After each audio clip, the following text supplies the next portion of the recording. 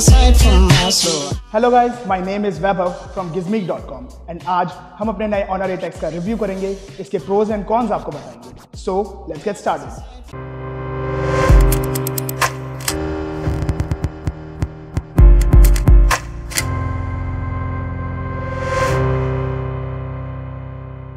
आज हमारे पास Honor 8X का 4GB RAM and 64GB storage का वेरिएंट अवेलेबल है। मुझे जो पर्सनली इस फोन में सबसे अच्छा लगा वो है इसके लुक्स, इसका ग्लास बैक पैनल, इससे कैमरे की पोजीशन एंड साथ में जो इन्होंने बहुत ही बढ़िया कलर ग्रेडिंग दी है, ये बहुत ही बढ़िया लुक दे रही है इसको। बात करते हैं इसके स्क्रीन की। Honor ने एक 6.5 इंचेस की स्क्रीन आपको ऑफर करी है।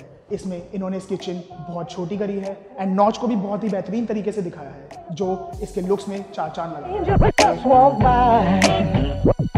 इसमें आपको Kirin 710 ऑक्टा-कोर प्रोसेसर मिलता है। ये फोन मार्केट में आपको 3 अलग वेरिएंट में अवेलेबल है, 464 वेरिएंट, 664 वेरिएंट एंड 6128 वेरिएंट, जिसमें से हमारे पास जो है वो है 464 वेरिएंट। इस फोन में बैक पैनल पे आपको एक फिंगरप्रिंट सेंसर मिलता है, साथ में फेस अनलॉक भी इस फोन में अवेलेबल है। This phone is loaded with Android 8.1 and Honor provides a user-friendly interface EMUI version 8.2।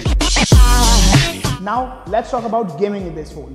अगर आप एक कैजुअल गेमर हैं तो ये फ़ोन आपके लिए काफ़ी अच्छा है, क्योंकि इस फ़ोन में आपको 3700 mAh की बैटरी मिलती है, जिसका लाइफ स्पैन 1 डे आराम से चल जाता है। बट अगर आप एक हार्डकोर गेमर हैं, यानी कि PUBG जैसे बड़े गेम्स खेलना चाहते हैं अपने फ़ोन में, तो प्लीज़ इस फ़ोन को कंसिडर मत कीजिए, क्योंकि इस फ़ोन में ओवर हीटिंग की बहुत ज़्यादा प्रॉब्लम है। बट हाई ग्राफिक्स में भी गेमिंग करने पे आपको एक लैग फ्री एक्सपीरियंस मिलेगा इस फ़ोन में, क्योंकि Honor ने अपने प्रोसेसर्स एंड यूज़र इंटरफेस पे बहुत ज़्यादा काम किया है, लेकिन उस काम के चलते उन्होंने अपने रैम मैनेजमेंट को इतना ज़्यादा अननोइंग कर दिया है कि उसको मैनेज करना काफ़ी डिफिकल्ट है। Now let's talk about the main thing in this phone, that is camera.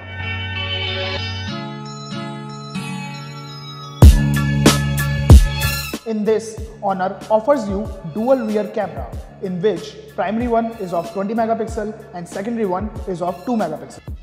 Its AI quality gives a better effect while using night mode, and it has a front camera of 16 megapixel with different modes. Let us check out some sample pics.